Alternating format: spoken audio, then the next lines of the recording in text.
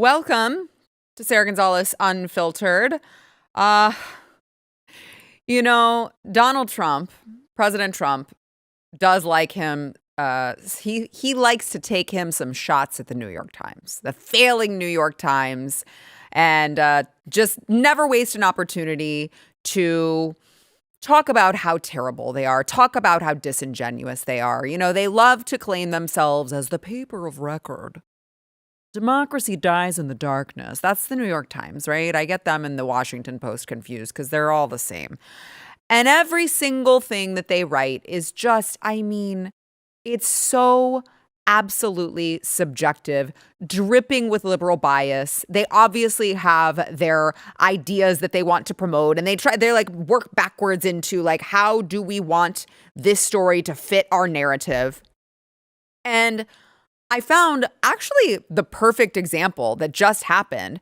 They decided to write a hit piece about my recent H-1B visa investigation.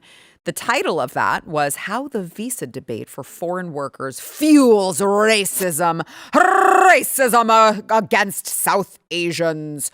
A dispute over the impact of H-1B visas on U.S. workers has been overshadowed by racist rhetoric with troubling echoes of the Great Replacement conspiracy theory. Remember, folks, don't believe your lying eyes. No, don't believe the fact that the Biden administration brought over millions upon millions upon millions of people in an open border and then, curiously enough, allowed them to, obtain driver's licenses and things that turns out would allow them to vote. Don't believe the fact that your communities are changing all around you. Don't believe that when you walk around your local Costco, you're the minority and nobody speaks your language. Don't believe any of that. It's just a conspiracy theory. It's not actually happening. Stop believing your lying eyes. Now, I would like to just point out in this, hit piece about my investigation, if the New York Times wants to take a swing at me, at least have the decency to name me. Why don't you at me, bro? Here's how they referenced my work. In Frisco, the tensions over H-1B were heightened by a conservative content creator who recently posted a much-watched video in which she made claims about possible H-1B fraud in the area. Shortly afterward, Governor Greg Abbott, a Republican, you got to add that in there, ordered a pause on H-1B hiring at public universities and Texas agencies. Ken Paxton, the state's attorney general who is running for senator, announced an investigation into 3 businesses accused of fraud in the video. Now, I would just like to point out a couple quick things. The fact that they don't want to name me because they don't want to give my expose more exposure. The much-watched video, they couldn't even say like millions of people watched it. A much-watched video in which she made claims about possible H-1B fraud in the area. And then they mentioned Ken Paxton announced an investigation into 3 businesses accused of fraud in the video, which I don't believe that's what his memo said. Like they didn't say exactly what the businesses were, nor did they say they were the exact businesses in my video. So they've got all of that entirely wrong. But listen, it's glass half full for me today. I will say it's always a good day when you find out the New York Times has written a hit piece about your work. You're over the target if the New York Times sees that you did something that is so good, that is so truthful and well done and important that they don't want to name you. Because if they said Sara Gonzales actually posted this crazy expose, people might be able to watch it. And then if they watched it, they might stop being on the New York Times side because they'd see the truth, which is right in front of them. So it's a good day for me. It's a good day for me. Now, of course, being that they are libtarded, their only defense against any of this, their only defense is like, actually, let me tell you why you having a problem with H-1B fraud is racist. You're the racist. You're the xenophobe. So of course, that's what they're going to do. But I would just like to say, hey, New York Times, if you actually wanted to do your job and investigate this visa fraud, which is the real problem here, you could have picked up the phone to call me. I'm literally right here, Monday through Friday, every day. I'm here. I'm happy to answer any of your questions. I checked my inbox right before I came in here to tape this show, and I double, triple searched, and I didn't see anyone from the New York Times requesting any information, requesting any sort of comment, requesting any of my receipts. Instead, they just wanted to make this an issue about they're not interested in seeking truth. They're not interested in seeking facts. They just want to make this about race because then they can turn their eye from what is actually going on. So now we're supposed to hear about how this is a big sob story for Indian people. They talked about the Frisco City Council meeting from earlier this month. There were a bunch of citizens who came to raise their concerns about fraud and other issues within the community. Now, the floor was open at a regular city council meeting in Frisco, Texas. Now, here's where the New York Times, this is sad. These poor Indians coming over here scamming people. This is sad. Okay, the floor was open at a regular city council meeting in Frisco, Texas, and several speakers riled by a recent viral video over visas for specialized foreign workers wanted to make their views known. They did not mince words about the program. Okay, hold on. Time out for a second. We're going to take a time out. They're actually unknowingly kind of making my point stronger here. They're actually demonstrating the point. The visas are for specialized foreign workers. They're supposed to be for very, very specialized foreign workers for a very specific skill set that we can't find here. It's just the problem is that what that translates into is like elementary school teachers and food service managers and caterers and all sorts of random occupations that you don't even actually need a degree to do. So thank you for proving my point that it's a problem if the visas are being used for anything other than very, very specialized talent that we can't find here. Okay, I'll continue. The visa, called H-1B, had led to an Indian takeover of the city. That's what these people said, according to the New York Times. The program, some said without citing proof, was full of fraudsters. Got to include they're not really fraudsters. They're just being accused of fraudsters. They're full of fraudsters and low quality scammers. They didn't cite the proof. They didn't bring my video into the city council meeting and press play so that for 3 minutes they could play some of my 20-minute video. Like, what? They didn't cite proof? The proof is all there. Hey, NYT, if you're so desperate for the proof, just email me. Pick up the phone and call me. DM me. I'm happy to give you my phone number. I would love to give you more information. You guys are the paper of record, right? You guys consider yourselves real journalists. I'm a journalist. According to the New York Times, they take themselves very seriously. So if you guys are the only people who are credible here, you should want to do this investigation, shouldn't you? I am eating, sleeping, and breathing this stuff. I've got so much evidence. In fact, I could really use your help. Like, my producer and I are drowning in all of this evidence. Steven, what am I doing literally every single evening? Yeah, you're swamped in this. She's dead on. I'm on the couch with my laptop. Steven's like, "What are you doing?" I'm like, "We're getting the H-1Bs out of here, babe. That's what I'm doing. I'm on a mission. The H-1Bs got to go. The ones who committed all of this fraud and all of this scam. And by the way, the majority of it I'm finding is the scam and the fraud and the shell companies and all of that. I've got all the documentation. You should see our Google document, New York Times. You should see the number of pages in our Google document. It is extensive. It is, really, really big. Maybe call me. You could check that out. We could use your help. But no, you don't actually want to help. You just want to throw shade at these people and highlight sob story after sob story. Okay, so the American people are getting scammed. They're getting scammed out of jobs and homes and resources and all. Like, we are getting scammed. But let me explain to you why you should feel sorry for the Indians who are scamming you.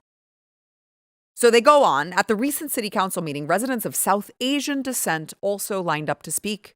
Any H-1B fraud, they all agreed, should be rooted out. Many, though, also had a sense of bewilderment. Like so many other legal immigrants, they've suddenly found themselves in a more hostile and unwelcoming environment.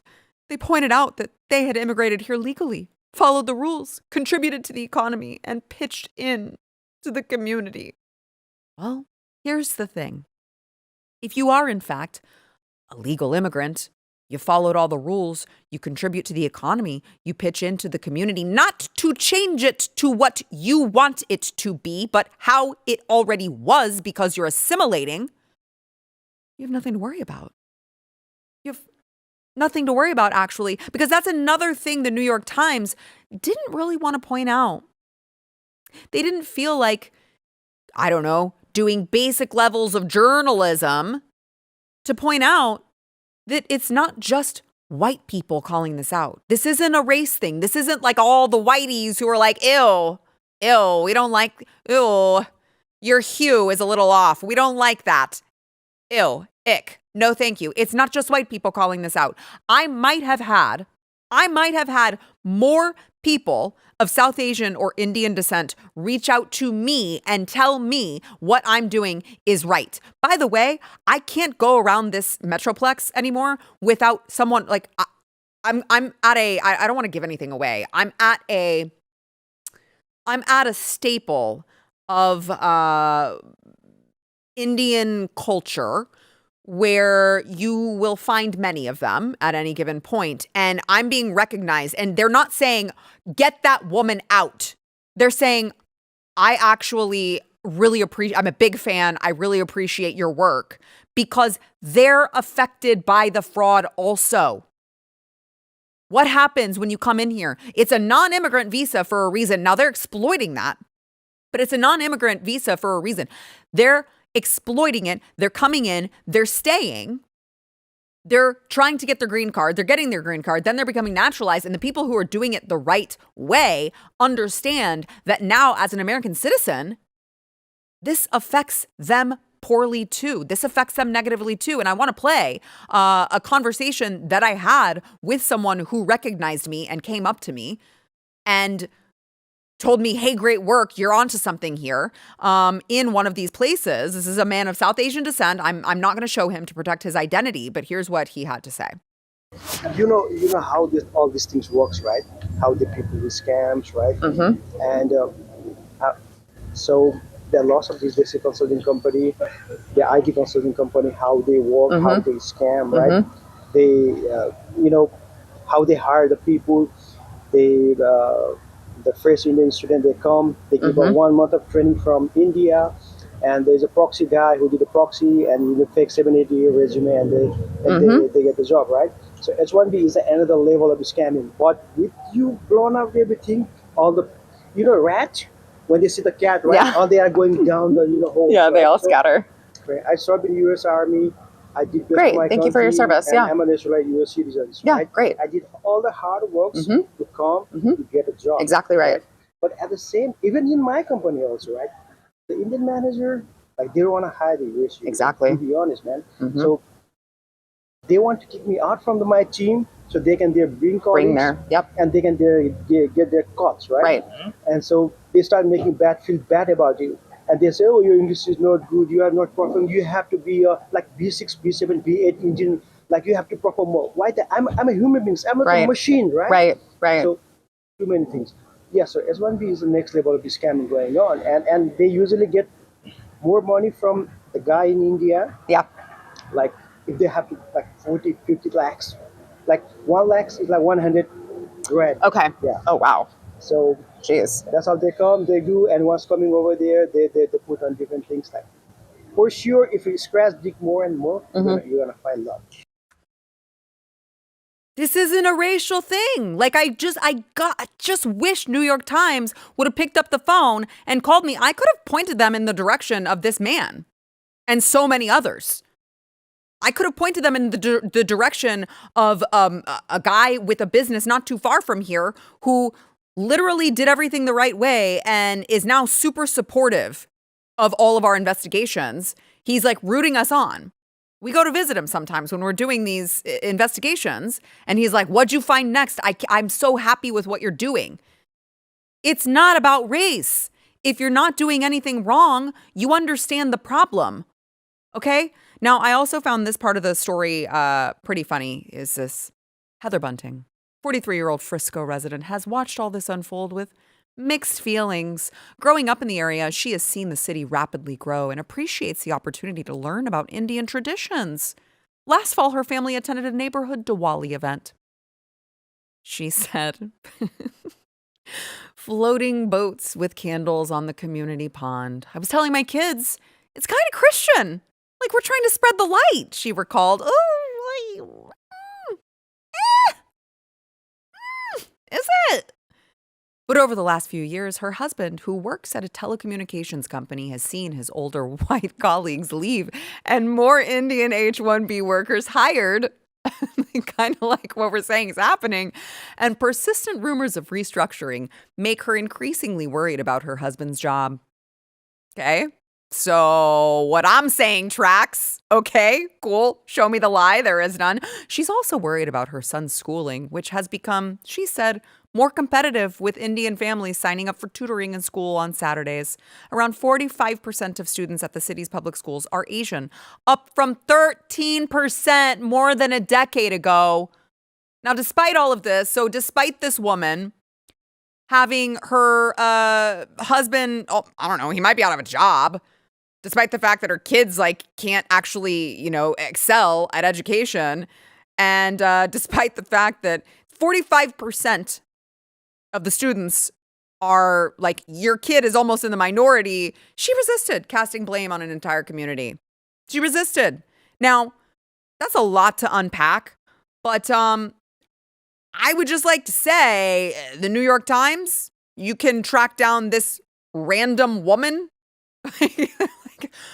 Rando Frisco resident has all of this to say about you can track down this random woman, but not me. Right? Second, I don't think it's Christian to participate in Hindu festivals. Nope, I don't think so. I think it's the opposite, actually. So she's going through explaining all of the things that I'm already saying. These people are coming here. They're not assimilating. They're kicking you guys out. And she's like, but it's not their fault. Other than the fact that they're doing it all, it's not their fault. It's not their fault. By the way, when you read this entire story, which I don't recommend doing, I read it so you don't have to, the audacity of Frisco's mayor said many of the speakers were outside agitators who did not represent the majority of residents. Well, yeah, first of all, that's because the majority of residents are Indian. That's what you guys have done. So, no, they don't represent the majority of residents. That was by design. But by the way, I can't speak for them. I don't know whether they were outside agitators or not, but I'm here. I live here. I'm a born and raised native Texan. I'm a resident. I am native. And I care, okay? This is my issue that I care about as a native resident. I'm not an outside agitator. I live here. And it's not a race issue. I don't care if you're Indian, Chinese, white, brown, purple, whatever. If you're committing immigration fraud, you're going to be exposed. If you're committing immigration fraud, you should be deported. And by the way, thank the Lord we have President Trump, because you know who agrees with me? Him. He just came out with a new threat to all of these scammers and fraudsters. Whether you're Somalian, whether you're Indian, again, doesn't matter where you come from, doesn't matter what color your skin are. If you have come here with intention to fraud the system, to defraud us, You should go. You should go. Here's President Trump. We're also going to revoke the citizenship of any naturalized immigrant from Somalia or anywhere else who is convicted of defrauding our citizens. We're going to get them the hell out of here fast. That is heartening. Okay, that is very heartening because they come in on a visa, they get the green card, they become naturalized, they can participate in elections. I mean, the way that this all unfolds is so unbelievably corrupt. We have to have all options on the table. We have to be able to denaturalize and deport these people. You got to go. Bye-bye. By the way, never come back. We don't want you here. Make sure that you subscribe to Sara Gonzales Unfiltered. Smash the like button and comment. It'll help us out in the algorithm. If you like this clip and you want to see the full episode, click here. And if you want to subscribe to the channel, come on, you know you do. Click here.